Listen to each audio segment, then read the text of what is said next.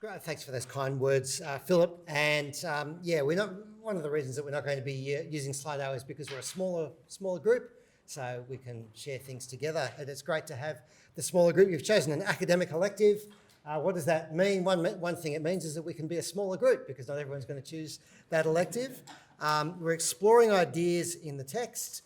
You don't have to know Greek, but it will help. So your outline, you can see the Greek there. And as Philip mentioned, I'm writing a commentary on the letters to Timothy and Titus. This chapter is something I am in the process of nutting out. We're doing it together. It's a work in progress. It's not a finished product. That's why I'm basically using you as a focus group to get some ideas, and you can tell me that we're wrong. And I've also said to Philip, as MC, he can be more than MC. He can ask me penetrating New Testament questions about it too. The passage is very relevant for the aims of Priscilla and Aquila, but it has quite a few puzzles in it. The overall thrust is clear. The main point is clear. I have to show you how clear the main point is. But there's little puzzles in the details. So here's a few of the puzzles, especially if you're just reading in English translations, which have added a few words in to make it make sense a little bit. Firstly, 1 Timothy chapter 5, on the surface, seems to contradict 1 Corinthians chapter 7. So in 1 Corinthians chapter 7, Paul commends singleness as a way to be free from concern for worldly matters and to have an undivided devotion to the Lord. In this passage, Paul wants young widows to marry and devote themselves to their households. He doesn't seem to make any exceptions there. Within 1 Timothy chapter 5, there seems to be, just on a quick reading and a surface reading, there seem to be contradictions. So in verse 11, Paul says that a desire for these young women to marry comes from sensuous passions that draw them away from Christ. So he says in verse 14, so I want young women to marry. And so that's, we need to nut something else. There's something going on there that means that we need to work out what he's saying. 1 Timothy 5 also uses super harsh language about what seems to be a reasonable life decision. So young women getting married comes from sensuous passions, is against Christ, it incurs condemnation, and it means abandoning the faith. That's pretty harsh language for that decision. So what's going on there? And also, 1 Timothy chapter 5 seems to impose a pretty impossible standard for widows to receive care, because very few women in the ancient world would have reached 60, and 60 is actually quite old. So we're thinking, I don't know, the equivalent today might be 90 or something. So is this passage saying don't support widows until they reach kind of 90? But it would be 60 back then. Is that what's going on? Well, these are the puzzles. Nobody's fully worked out all the details in every way. Again, it's clear in its main thrust, but no one's fully worked out the details as far as I can see.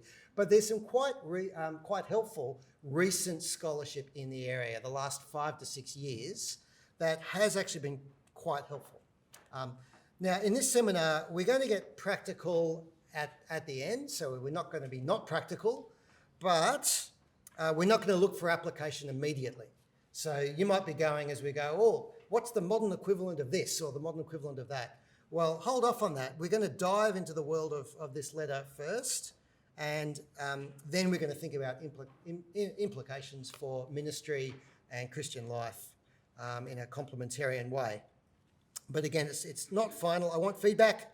I'm sure I'll change my mind because I already did in between putting together the outline and it having been printed and given to you. So I'll correct my outline as I go and tell you the things that I've changed my mind on. So I became a Christian through various people, but including especially Mrs. Round. She was an older lady who had no husband. I think he had left her. She taught us scripture. She was, I think, in her 60s. I mean, back then I was in year 6, so maybe she was younger than that. I just thought she was super old. She has passed away since then. Also, I mean, I'm very, very grateful to this older lady who was either a widow or her husband had left her, so she was effectively a widow. Very, very grateful for Mrs. Round. Widows and other older married women in church have been wonderful and very important mothers to my wife, Bron, especially, as she's needed mothers to care for her. And that's been wonderful. So a quote from Bron, you think you're caring for them, but they're caring for you. Widows are really important. Older women in our church life really matter. Now, we do have a modern Western problem, though. And, it's a problem in many cultures, but I want to say especially in the modern West. What's the most polite way to refer to an old person? Have you noticed that the words that we collectively use to refer to old people keep changing? It's a strange process that's happened over decades. So, we might start using a word or phrase like old woman. Right? And then after a while, we decide that phrase is a little derogatory, so we need another phrase. So we change to another phrase, a neutral phrase, senior citizen. And then we go, well, that's a bit condescending, that's a bit offensive. So we try another more neutral word. We try the word elderly. And then we go, oh, the same thing happens. Elderly is becoming a little bit, derogatory. So we try aged, then aging, and we just keep doing it. Why? It's not because of the words. It's because of our underlying concept of aging. It's negative. And it doesn't matter what word we choose to express it. That word will actually take on the negative connotations because we have a negative underlying concept. Aging for us is a bad thing. It's shameful. And nobody wants to be old. Now, I can absolutely prove that to you. Is it okay to overestimate a woman's age? Of course it isn't in our society. It's actually the polite thing to do to think that a woman is younger. And a man as well, of course, but especially a woman. That's the polite thing to do. To tell her she looks young, that's honourable. To tell her she looks old, that's shameful. Although interestingly, my wife Bron actually, she quite genuinely wants people to think that she's older than she is. They keep thinking that she's younger than she is. Now, we've created an entire cosmetic industry dedicated to covering up aging. We don't want to look old because we don't want to be old. We're negative about aging. Why? Well, it represents the opposite of perhaps our modern core values. Strength, freedom, choice, desires, independence. They're far more obtainable by the young than by the old. And increasing age means a reduction in those kind of core values of our society. We believe that old people limit the potential of young people around them. Old people are a burden. They're a challenge we have to work on. They're a demand on the economy. The economy is driven by the young because the young are about progress, the old are about living in the past. My kids call me a dinosaur, of course. Why does that work? Why is it a joke that works? Because dinosaurs are old and old is bad. Progress is good. And now, of course, the scourge of voluntary assisted dying is an expression of our underlying negative view of older people. In some ways the same, maybe not to the same extent, but certainly in much of our society, the same is true of motherhood. Honour is found in strength and power and leadership. That makes a difference in society. Who just wants to be a mum? What difference do mums make to society? Yeah, apart from society, I guess.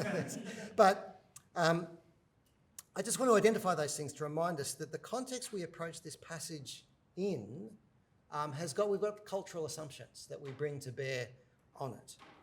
Because this is a passage about old mums. And it begins about old mums. And in many societies, including the Bible's worldview, old mums would be an honourable thing to say. But in our society, it's a bit of an insult. But I just want to remind you, that's our problem, it's not the Bible's. The idea is a problem for us, and it's affected the value system of a lot of critical scholarship on this passage. So, looking at a lot of the critical scholarship on this passage, our society, we don't honour age, we don't honour necessarily motherhood, but we do honour strength and giftedness and leadership. So a lot of the 19th and 20th century scholarship, especially the critical scholarship on this passage, applied the value judgments to the letters to Timothy and Titus. And it's generally taken for granted in critical scholarship, just in case you weren't aware, that they weren't written by Paul, not by the real Paul, that the 1, 2 Timothy and Titus were written by a later, probably early 2nd century writer who was falsely claiming to be Paul. I believe they were written by Paul, but much of the critical scholarship disagrees with that. And there was a value judgment narrative of the history of the text.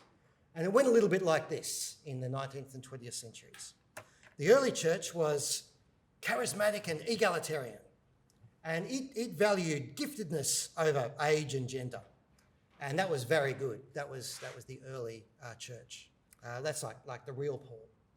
But the pastoral epistles, like 1 Timothy, well, they show us how later Christians clamped down on this, and they became interested in motherhood and family life. And that was a big shame. But if you look behind the text of 1 Timothy, you'll see that actually the early church had an office of widows. They had an order of widows, designated women's ministry leaders. And that was good because they were leaders, and leadership is honourable. But what we actually witness is that the author of 1 Timothy, not Paul, according to this narrative, he's trying to limit the number and power of these women. So our job is to kind of reclaim the primitive egalitarian order of widows away from the terrible 1 Timothy and critique and shame the author of 1 Timothy for clamping down on it. That's a lot of the kind of scholarship on this passage, the critical scholarship. Now it's a very broad summary. If you want footnotes, I've given you a few articles there that you can look up and trace through all the footnotes. I haven't given you all of the 19th and 20th century footnotes there. But the thing is that more recent scholarship has called that into serious question. So a seminal article by John Barclay, New Testament Studies in 2020, calling it out. So Barclay looks at it, and he's been very influential. He sees no evidence of an early order of widows in 1 Timothy. He says that's not what's going on here at all. According to Barclay, 1 Timothy is about affirming natural household structures, like father, mother, children. But there were people, according to Barclay, and it makes some sense, who are teaching that in the church, in Christ, these natural structures aren't relevant anymore. So 1 Timothy 4, they were forbidding marriage. And that came to a head in just the practical economics of the situation, of material support for widows. So support for widows, and this is Barclay's view, support for widows should be a job primarily for the natural household. And in extreme cases, where a widow has no other support, the church should take over. But what was happening was that some people were giving up their natural responsibilities and relying on the church to care for widows. And even worse, some women were deciding not to get married at all and instead to sort of become virtual widows so that they could be supported by the church for life. And 1 Timothy chapter 5 is written against this situation, primarily to affirm the natural household. Now, Barclay is also a critical scholar, so he also doesn't believe that Paul wrote 1 Timothy, and he actually sees a contradiction with 1 Corinthians chapter 7, and he sees no problem with that. 1 Corinthians chapter 7, it's good not to marry. 1 Timothy, author of 1 Timothy 5 saying, no, that's not good not to marry. So he sees a contradiction. So I'm reading this quote that I think I've given to you, as I hope to show at every point the pastor, that's his name for the author, ensures that the church neither supplants nor competes with the household, but is to be constituted as a network of households committed to mutual economic support. What threatens him most is not so much or not only the power of women, but the encouragement of an ideology of celibacy that bypasses or undermines the household, and therefore, in his view, creates a church of an altogether different kind. So that's his view. Now, one of the things that Barclay doesn't pay much attention to is the word honour in chapter 5, verse 3, which I'm going to come back to. And also, I'm not agreeing entirely with Barclay here in many ways. I think he's quite over the top in seeing contradictions with 1 Corinthians chapter 7. and seeing 1 Timothy 5 as sort of against singleness overall. But he does bring out a lot of really helpful things from the text in many ways. And so that's been actually quite helpful, although I'm not fully agreeing with it. Fellow Aussie Lynn Kidson, also in some ways a critical scholar, perhaps a little bit less than Barclay. She's associated with Macquarie Uni. She's picked up on Barclay's work in 2022, and she's made some very helpful observations as well. She agrees with Barclay that, there's no sort of office of widows in leadership, but she does point out that the passage isn't just about material support, looking after widows. It's actually about honour. And the idea of honour includes material support, but there's more than that. So she actually argues, and I'm going to agree with her in a minute, that the enrolment in verse 9 is about more than just being placed on a list for support. It's about the honouring of specific widows given a special place as honoured members of a group. So it's not about, what's Timothy 5 about? It's not about sort of a leadership role for widows or something, an order or office of widows. But it's not just about material support and widow care either. It's about honour. And I want to go further theologically and help us to read the passage in those terms in detail and to say that here widows are being seen honourably as mothers of the church. And that is actually complementary to the honour given to the fathers of the church that you see in verse 17. And I'm going to spell that out and see how that works in some of the details, and then let you ask questions and contradict me, and I can change my mind again. We're up to the place of this passage in 1 Timothy. So we've got a greeting. In chapter 1, Paul talks about false teaching concerning law and grace. That also involves a denial of created order. So in chapter 1, there's dealing with false teaching, an affirmation of grace. Chapter 2, Paul spends a lot of time talking about the people gathered in prayer and order in that situation. Chapter 3, the lives of overseers, deacons, and either deacons' wives or deaconesses, depending on how you translate that. Chapter 3, verses 1 to 13. And then in chapter 3, verse 14, you get a purpose statement. And that's very strong, and it resonates a great deal with what Simon's been saying this morning. Purpose statement of 1 Timothy. And here, this is all my translation here. These things I'm writing to you so that you may know how it is necessary for people to conduct themselves in God's household, which is the church of the living God, a pillar and base for the truth. So the purpose of 1 Timothy is to understand how to live your life in what Paul calls here. He doesn't just label it the church, he labels the church as the household of God. Then he goes on in chapter 4, verses 1 to 3, to talk about its opposite in most detail. I haven't printed that out, but I will read it because I think it's quite important for us to get in our minds. Chapter 4, verses 1 to 5. I'm just reading this from the ESV. Now, the Spirit expressly says that in later times, some will depart from the faith by devoting themselves to deceitful spirits and teachings of demons, through the insincerity of liars whose consciences are seared. What do? Verse 3, chapter 4, who forbid marriage and require abstinence from foods that God created to be received with thanksgiving by those who believe and know the truth. For everything created by God is good, and nothing is to be rejected if it is received with thanksgiving, for it is made holy by the word of God and prayer. Now, there are key references there to Genesis 1 and 2, the goodness of creation. God creates things and he says it is good, and indeed humanity, male and female, it is very good. And so these false teachers are coming in at the teaching of demons, and they are rejecting the goodness, particularly of marriage, which family life generally seems to be what he's saying, natural family life, and also food is caught up with it. Chapter 4, verses 6 to 16, Paul addresses Timothy as a minister. This is how you'll be a good minister. And then in chapters 5 and the start of chapter 6, there's various instructions given about the ordering of the household of God. What do we do? What does the household of God look like? Chapter 5, verses 1 to 2, which we'll come to in a moment, we're relating to the church as a household, as a family, as Simon's been helping us to see. Then chapter 5, verses 3 to 16, we're talking about widows, and the word honour is quite important. So Paul begins by saying, honour widows. Now, why do I think that word honour is important? Well, then in chapter 5, verses 17 to 25, you've got almost a parallel, the ordering and honour of elders or older men, depending on how you translate that, because it could be translated either.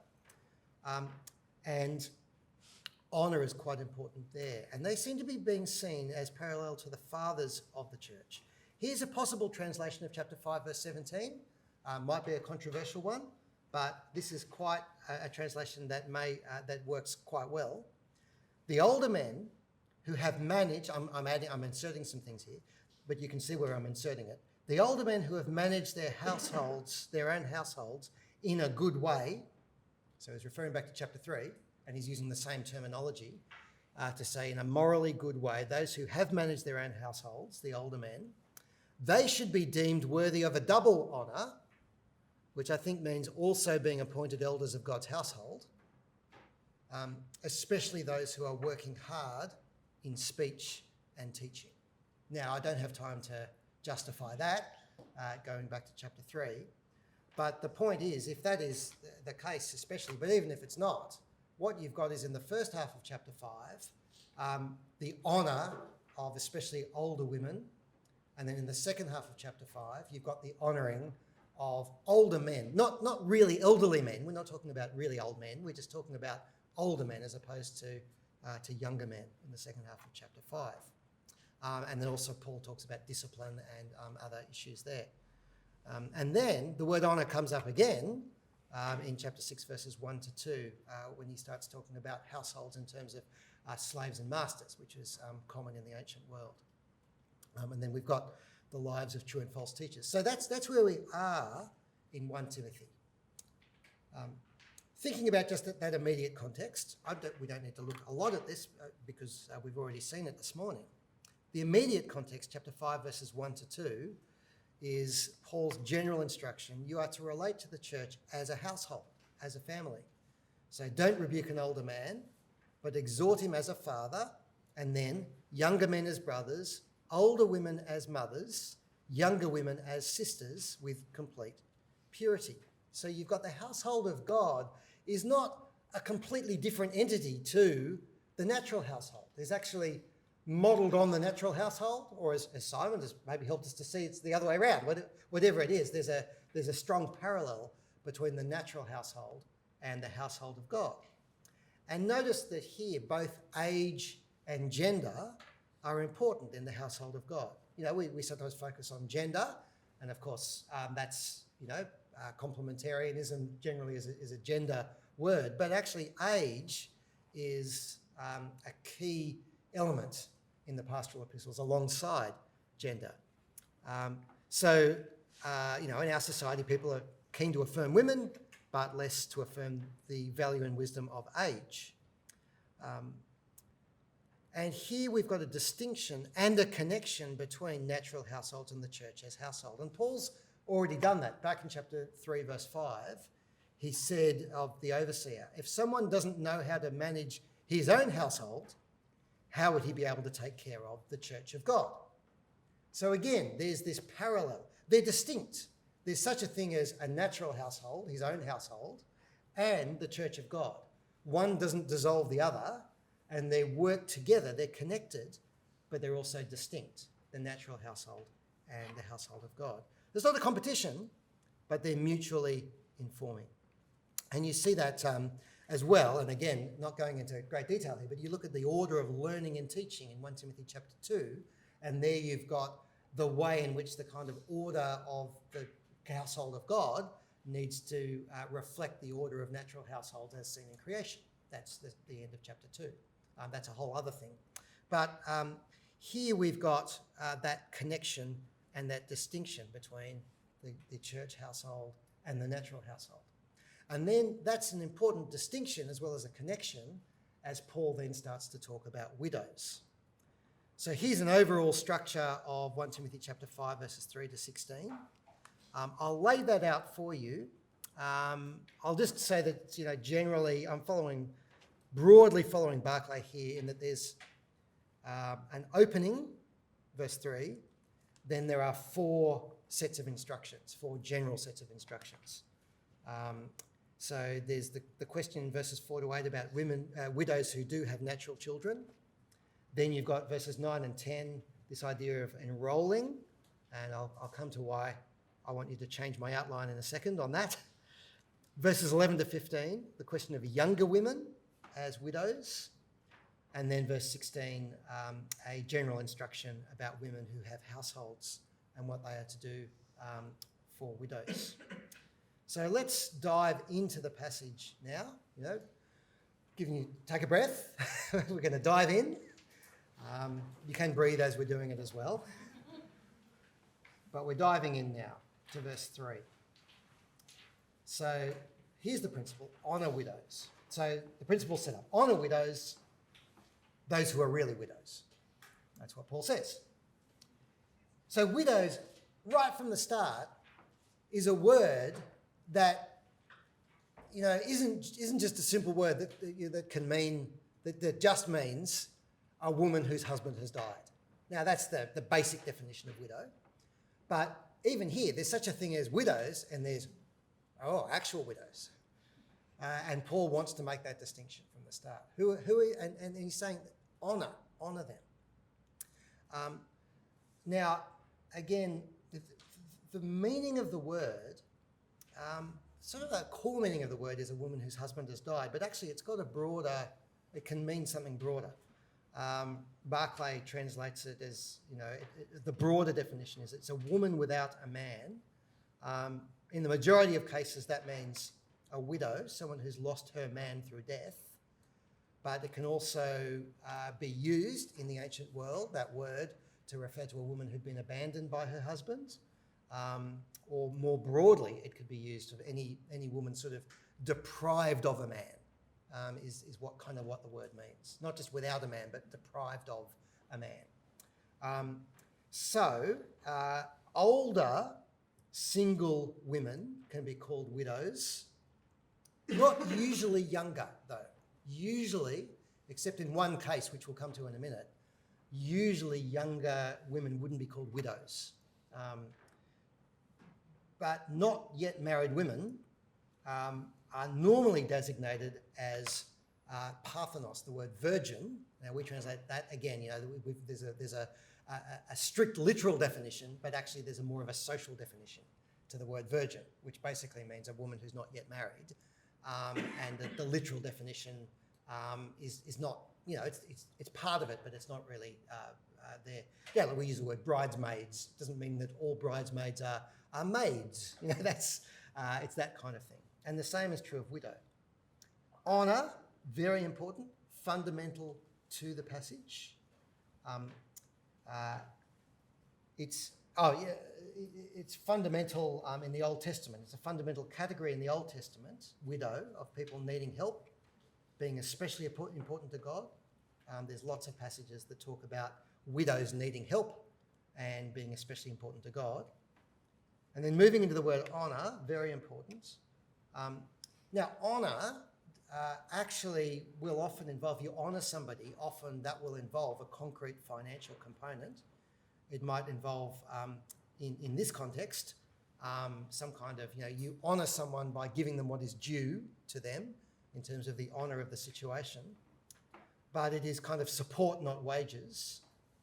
Like we use the term honorarium, could kind of mean a financial, payment, which is due to the honour of the situation, but isn't exactly wages. It's that kind of thing. So here, honouring widows, it does include looking after them, caring for them, giving them material support. That matters, and we see that. But it's not just giving them material support. It's actually, that's all caught up with honouring them. You honour them as mothers of the church. So going back to the commandments, honour your father and mother. That doesn't just mean give them some material support, but it certainly includes it. And we'll see that in a minute with Jesus. So Exodus 20:12, honour your father and mother. So those who are really widows here seems to be defined as a bit of a technical term, and the person who especially qualifies for being honoured in the church. So it seems to be not just any woman whose husband has died, but especially those who should be honoured. Now the first question is, how are widows to be honoured? That obviously involves provision. It's not just that, but it involves provision. But who provides? Well, verses 4 to 8, Paul says the natural household needs to step up first before the church takes them on. So verse 4, in the case where a widow has children or other descendants, literally probably just grandchildren here, let them learn to show piety firstly to their own household, to pay recompense back to their forebears. I'm giving you a very literal translation here to bring out some of the issues. There's the educational language of learning and teaching, and learning isn't just they're not just learning content; they're learning a very practical thing. Learn what it means to be a Christian. What does that mean? Well, you've got to learn living a godly life in Christ Jesus. And what is that? Well, they learn that word piety, eusebeia. Normally in the Old Testament, that refers to piety to God, worship of God. But here, it's actually not worshipping God. The object is actually their own household, their natural household. So here, it's kind of saying, let them learn first to show reverence to, not to God, but to their natural household. Very interesting. So it's right piety or devotion to the natural household, but providing for their needs. Actually, if you want to translate this literally, and it's so literal it's not true, but Paul's talking about ancestor worship. In that he's talking about your own relatives. Now he's not talking about ancestor worship because that means a whole lot of other things. But just to get the force of what's going on here, it's very strong. Show piety to your own house first. Fulfill your own household financial obligations. So there's no way in which the household of God supersedes or is a substitute for the natural household. He's not going to let that happen. He says this is acceptable worship before God. Again, he's using the language of worship. That word acceptable means acceptable worship. It's parallel to Jesus' critique of the Pharisees. The Pharisees had let their religion, their worship, take over from their family obligations to honour their parents, and Jesus is very scathing of them. He says, you've got a fine way of rejecting the commandment of God to establish your tradition. Moses said, honour your father and mother. Whoever reviles father and mother must surely die. But you say, if a man tells his father or mother, whatever you would have gained from me as korban, that is given to God, then you no longer permit him to do anything for his father and mother, thus making void the word of God by your tradition that you have handed down, and many such things that you do. So here, Jesus is scathing of those who are not showing piety firstly to their natural household and using their piety to God as an excuse not to do it. So that's quite strong here. So the next question is, who are the real widows? So that's what we're asking for. Well, who are the real widows? And Paul says, these are the ones I'm talking about here. Verse 5, the one who's really a widow and has been left all alone has set her hope on God and is steadfast in the requests and the prayers night and day. So here, the definition of a real widow, it's not just marital status. It's actually serious need because there's no supply from her natural household network, and she needs to look to God without natural family help. This is someone where the household of God really needs to come to her aid. And you can see that she's relying on God because she's coming to the prayers, and she's coming to all the prayers, the night prayers, the day prayers. I think that's what he's saying. It's a reference back to 1 Timothy chapter 2.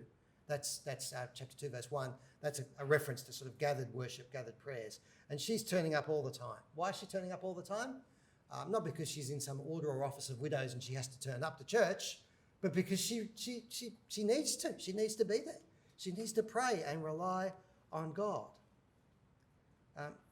How do you know she's a real widow? She's there all the time. She needs help.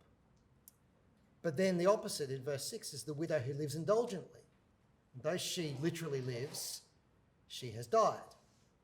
So there might be widows seeking support from the church, but are only using their support to live indulgently. They're not coming to the prayers. They're not doing that. They're just living indulgently. So figuratively, she's died. I think that's a way of saying the church needs to treat her not like a living person in need of material support, but as someone who's actually died, and you don't financially support dead relatives. I think that's what he's saying. You know, you might look like she was alive, but for all intents and purposes, she's actually died spiritually. So treat her that way. Now, it's not that there's no chance for repentance or anything like that. I think she can come back to life again, but I think that's the point he's making. So Paul says, verse 7 then, command these things too, so that they may be blameless. And here it's the church might be blameless, the Christians might be blameless. Doing this thing, the overseer has to be blameless in 1 Timothy chapter 3, verse 2. Here, all Christians need to be blameless. It's not just about reputation with outsiders, but it's the basic requirement for those who worship God. And then Paul goes on to say, in the case where a person does not give provision for his or her own relatives, and especially immediate household members or natural household members, he or she has renounced the faith and is worse than an unbeliever. That is very strong language. Now, why would Christian faith be in special danger of leading to a situation where somebody is in danger of being worse than those without Christian faith? I think it's because of the false teaching that Paul has identified. Chapter 4, verses 1 to 3. What's the false teaching? It's a creation denial. It's an asceticism. Christians tempted to focus on otherworldly things to the neglect of earthly things. And the point that Paul keeps coming back to again and again in 1 Timothy is that the faith isn't just some spiritual thing that takes us away from the world. It's got a strong moral and this worldly creation implication. He emphasises the humanity of Christ. He became flesh. There is one God and one mediator between God and man, the man, Jesus Christ. There's in speaking against this false teaching that kind of says, oh, you become a Christian, you're sort of transported into the spiritual world and it's all about the spiritual stuff. And so therefore, we're not thinking about natural relationships, household relationships, that kind of thing. That's a particular theme in 1 Timothy. So for Paul, the faith doesn't take us away from God's creation and God's created order. What the faith does is it affirms God's creation and God's created order, even in light of the radical gospel that also transforms how we think about it all. So Paul's saying, look, unbelievers look to their own, but having Christian faith doesn't excuse you from this obligation. It actually deepens it. And again, Jesus' critique of the Pharisees, they were doing the same kind of thing. Now we come to the question, verse 9, of being enrolled. And this is where John Barclay and Lynn Kidson differ. And I started thinking I was agreeing with John Barclay, but then I realised, no, I think Lynn Kidson is right. So I would like you to, I've changed my mind between creating the outline and properly reading Lynn Kidson's article. So I need you to change some words. In the heading that says principles for enrolling, etc., change the word widows to certain older widows and cross out the words for provision. And I'll just explain why now. So I think the heading is principles for enrolling certain older widows. What is Paul saying?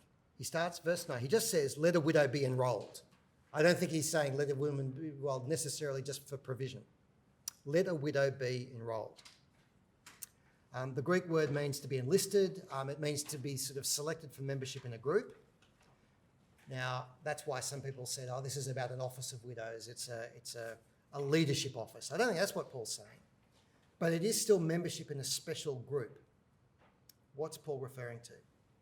Barclay says this is just the list of all the widows who need material support. So the church has a list, and on that list they put all the widows who need material support, and you need to put them on a list because then, otherwise you'll forget them.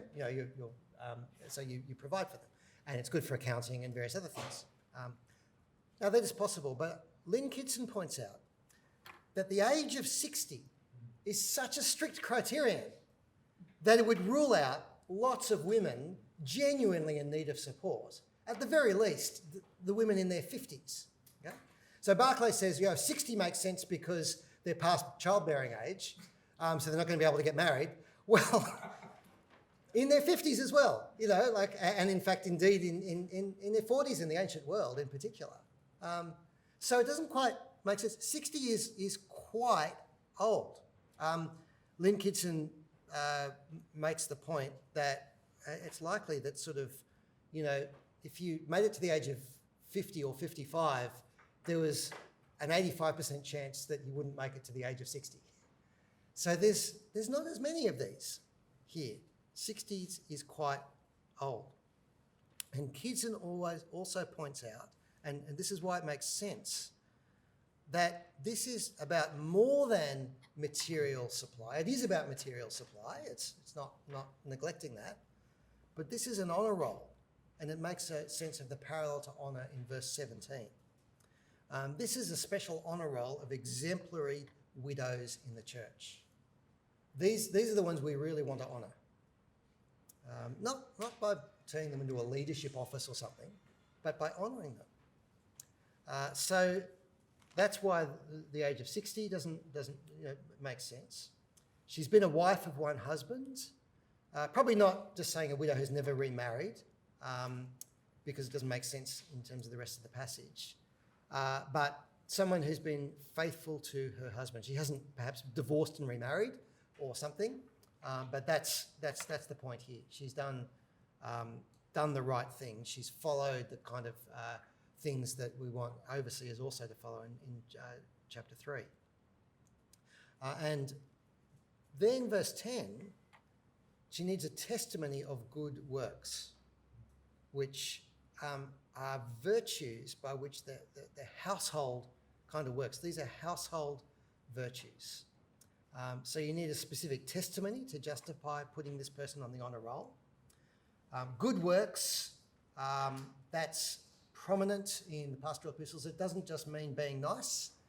Good works are actually low-level, everyday, just benefactions, gifts to the poor, caring for children, nursing the sick, sharing household items, a small loan in crisis, hospitality.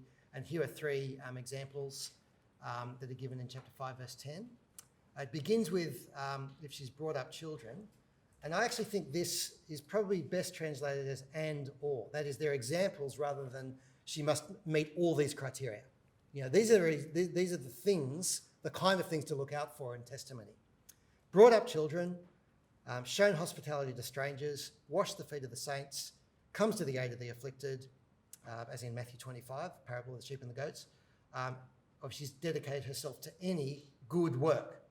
So, that's sort of that last one is the, if she doesn't fit into those above categories, well, look at other good works as well. So I think it's, she needs to have, it's not an exhaustive list, but she needs to be testified to by these kinds of good works. And that's really important because this is an honour roll. These are the exemplary women, and they've reached 60, and so they're going to be the ones that we really honour. We're going to look to them and say these are the ones who really are the great examples for us. I think that's what's going on in verses 9 to 10, but you can come back to me and I could change my mind again. But I've been so far convinced by Lynn Kitson. Let's see how we go. With verse 11 then, but refuse to enrol, I think probably to enrol, but literally it's refuse younger widows or refuse younger women as widows. Who are these younger women? Are they possibly actual widows who are less than 60? That could work. I mean, Paul's just talked about widows who are 60, so don't do this for anyone who's under 60. That's possible, although it doesn't quite fit what Paul goes on to say. So I think more generally, it's the young women in the sense of chapter 5, verse 2. And what we're seeing here is refuse to sort of regard younger women as widows. Don't see them as widows. Refuse younger widows, or you could actually translate this as refuse younger women as widows. That's a possibility. There's the place of the de in there, if you're into the Greek, and enables that to happen. But in either case, again, John Barclay points out that this is possible. So Ignatius, writing to the Smyrnians quite early on, I greet the households of my brothers with their wives and children. And there's another group he's writing to, the virgins who are called widows. Now, that's a strange, if you looked at that literally, virgins and widows are a mutually exclusive group, pretty much. But here, no, there's a group of young women who are now being called widows in the early 2nd century. And Barclay's argument is that that's what this is referring to. And it does make a lot of sense. You see it in other places as well. The Acts of Paul and Thecla, Polycarp, and a few other places as well. So now the idea of calling a younger woman a widow is actually a strange thing to say. It's possible, but normally you wouldn't refer to a younger woman who's lost her husband as a widow, because that actually means that suddenly you think of her as an old woman who can't remarry because she's too old. That's kind of, if you use the word widow in the ancient world. So that's Barclay's argument, and other people have made the argument as well. And that actually makes quite a lot of sense of what Paul goes on to say. Because then he says, and I'm going to translate it this way, for in this scenario, when they become overtaken by desire apart from Christ, Paul's envisaging what happens in the hypothetical scenario. Imagine if you did regard them as widows. Well, this is what's going to happen, is what he's saying. They want to marry. Now, the key problem here is Paul can't be saying that the desire for marriage is against the commands of Christ, because that would be the teaching of demons, which he's just said in chapter 4, verse 3, is the teaching of demons. So he can't just be saying, oh, they want to marry, that's terrible. That doesn't work. This is our problem. So what's he actually saying here? How do you resolve it? He also says, I want them to marry 3 verses later as well. So there's various options. The one I'm landing on now, it's mine. It's not actually the same as Barclay's, and various people have got various answers to this, so, take it with a grain of salt. But I think he's talking about women who've been convinced by those false teaching circles who are then marrying into the false teaching circles. They've sort of been convinced not to marry, but then Paul's saying they're going to get married anyway, but they're going to get married to into the false teaching circles. That makes sense of the strong language, because he doesn't just say they want to marry. He says when they become overtaken by desire apart from Christ, and the desire is a bad desire that he's talking about here. It's not a good desire. He's not talking about all young women who lose their husbands and then marry. He's talking about the specific sort of younger widow idea, and that arises from the false teaching that forbids marriage. So he's not talking about a neutral scenario. He's not just talking about a poor, young woman who's lost her husband, and then suddenly he's got this diatribe against them about how evil they are. That's because they've got these horrible desires. That's not what he's doing. What he's saying is, if this person is thinking of herself as a younger widow, that's actually coming from not a neutral place. That's coming from the false teaching. This whole idea of the younger widow idea, that's actually coming from the false teaching. So she's already caught up in the false teaching. It's not a neutral thing, and it's not stable, it's contradictory. The false teachers start by forbidding marriage. Paul's saying that's going to end up in the situation where they're going to have sensuous desires for marriage, but they're going to be opposed to Christ. They're going to be opposed to false teaching. Why do I think that? There's actually strong parallels in 2 Timothy, where the false teachers are overturning the faith of some.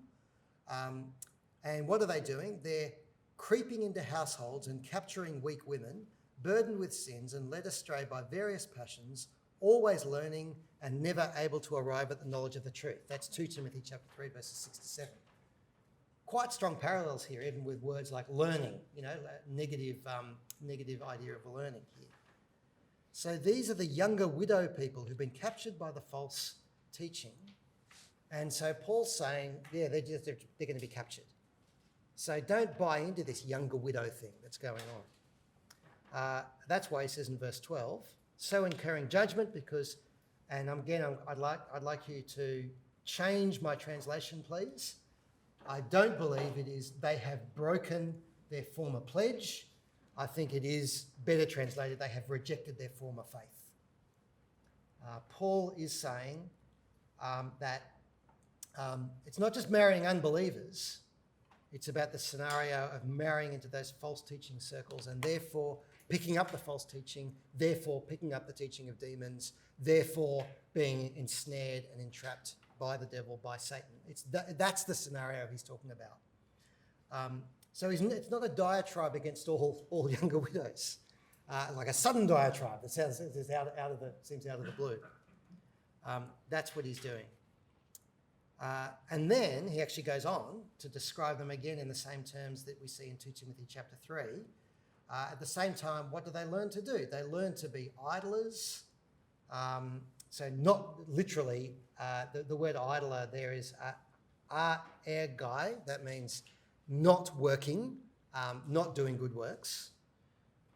Instead, they're going around from house to house, that disastrous situation where they've sort of said, like, I don't believe in normal household life. So they're just going around from various households and they're doing that. And Paul goes on to say, not only idlers, but also gossips and busybodies speaking things they shouldn't.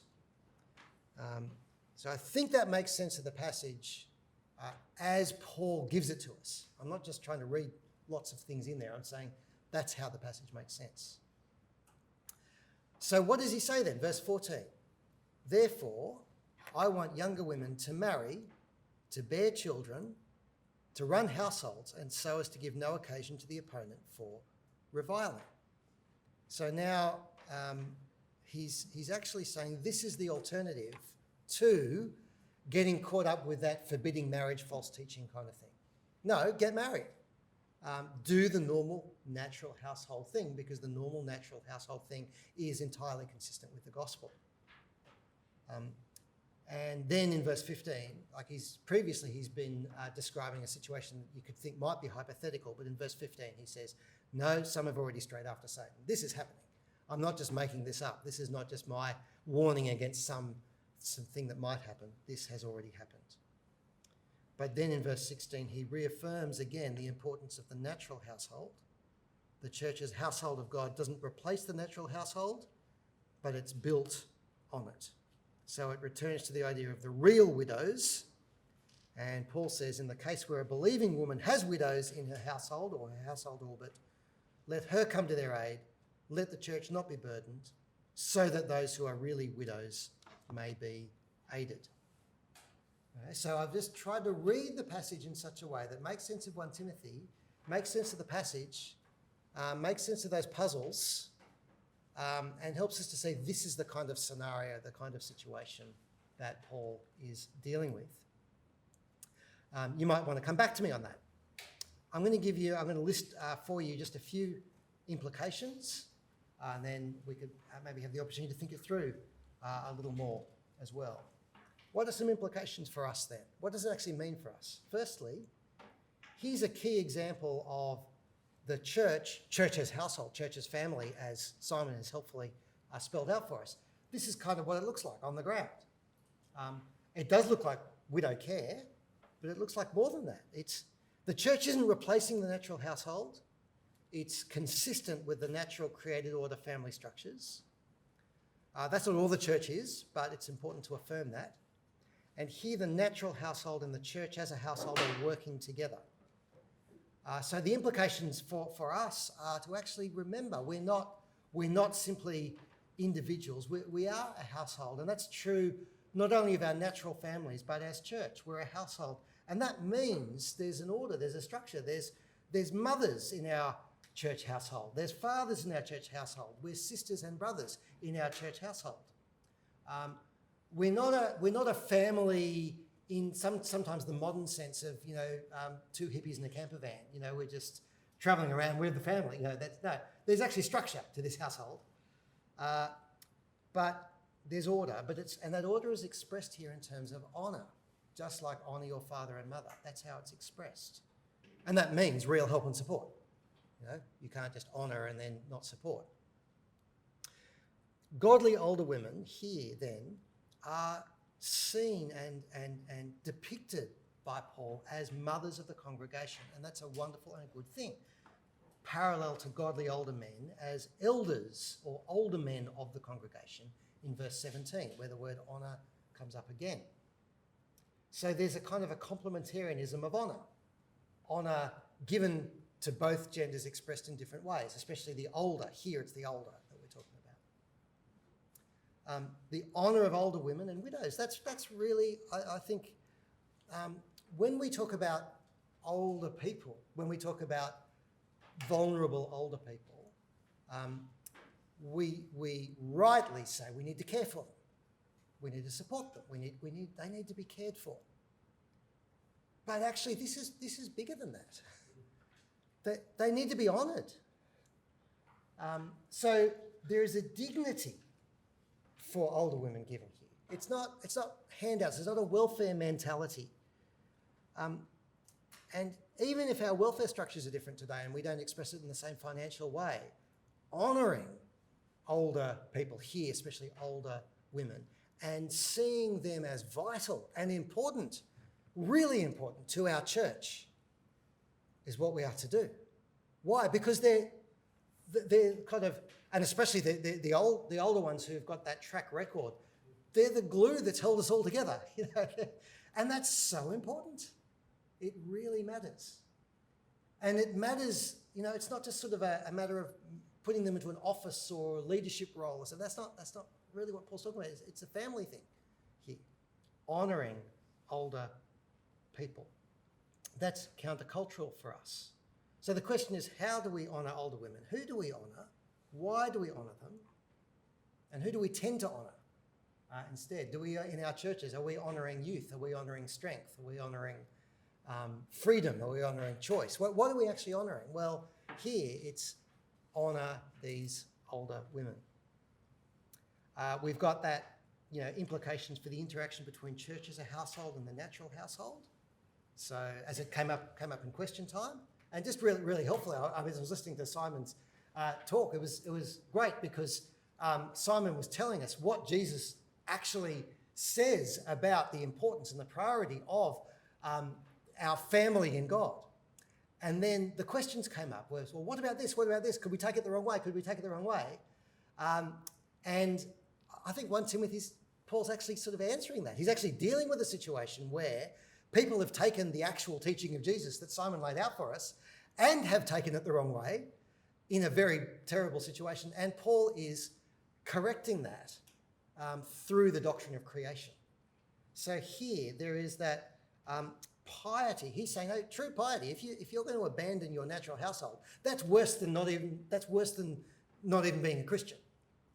Don't think that being a Christian means abandoning your natural household relationships. Now, how that works with Jesus saying, leave father and mother, or hate father and mother, is the question that we need to ask. And that's why people like John Barclay just see this as a contradiction to the rest of the New Testament. But I think, John Barclay is an incredible scholar, but I think he's being lazy here. I think we can do better than that, to just say that it's a contradiction. What about implications for single people then? Really, really good question. Tendi asked me that question before the seminar, because that's kind of a difference in some ways between our situation and the situation of the ancient Roman Empire and the early church. That is, single for life women is more of a thing and an option and a reality for us. I'm not talking about by choice or not by choice. It's just that's more of an option for us today. What might it have to say to the situation? Because basically, if you're a younger woman in the ancient world, it's very hard to make the choice of being single for life. You're going to be married. That's generally how it works. And there were exceptions. There's actually parallels between this situation and the situation of widows and the situation of single people. Church as household means that there is a real dignity in being able to contribute to the family to the church as household, as family. That's a real dignity. And so if you're, and I'm speaking especially to women here because this is a passage about women, if you're not a wife or a mother in a natural household, there are so many opportunities to act as a sister and increasingly, as life goes on, as a mother in the church household. As single people get older, it's very easy to think, my life is wasted. But no, it's not a pity. It's actually increasing opportunities to serve. The older that you get, the more that there are opportunities to act in that way. That's what Paul's saying here. Paul's list in verse 10, I think, is examples rather than a rigid and exhaustive list. So you're not disqualified from this honour if you haven't brought up natural children. I don't think he's saying that, they're off the list if they haven't brought up natural children. I think it's a list of possibilities.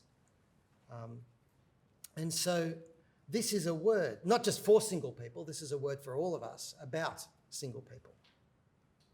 But there are also warnings. The warning for younger widows is also a parallel, the younger widows. That is, it could be possible to say, I'm going to pursue a life of singleness from an early age as an alternative to natural family life, and that might seem very attractive because actually the church's household could give you an opportunity to do that, to say, well, what I'm going to do, and I'm talking about men and women here, is I don't care about family life because I'm going to use the church as an opportunity for my own dignity and my own honour, and that's how I'm going to be sort of dignified in life. That's not always wrong because there's all sorts of factors, but the warning arises if it's an idea that leaves behind the importance of marriage and natural family life completely and just exalts singleness just as an ideal. That's it. That's all we've got, and that's the thing that matters. That appears to have been what was going on there. So that would be my parallel. So 1 Corinthians 7 works together with this passage. This is where I'm differing from John Barclay. 1 Corinthians 7 helps us to see singleness, pointing to the new creation and resurrection, and that has value, and that is important and wonderful. 1 Timothy 5 helps us to see that we can over-realise that eschatology, that we can take it so far, and that's what the false teachers were doing in 1 Timothy and 2 Timothy. So I'm trying to read those together. And then just the general idea of proper responsibility for everyone in God's household. So, there's economics here as well. There's a problem of incentivising laziness or of denying true need. So here, Paul is you can actually see him putting rules into place. So in church, you've got to do it. You've got to put rules into place. And here he's chosen the age of 60. And you might ask, well, what about if they were 59? The issue here is, well, we do need to structure our households. And that is what Paul is doing.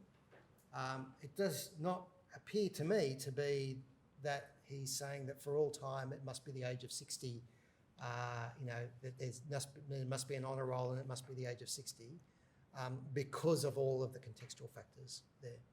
So there we go. We've lost a bit of time at the start, so I was hoping to finish a little bit earlier, but over to Philip for either asking me questions or asking other people to ask me questions or something else.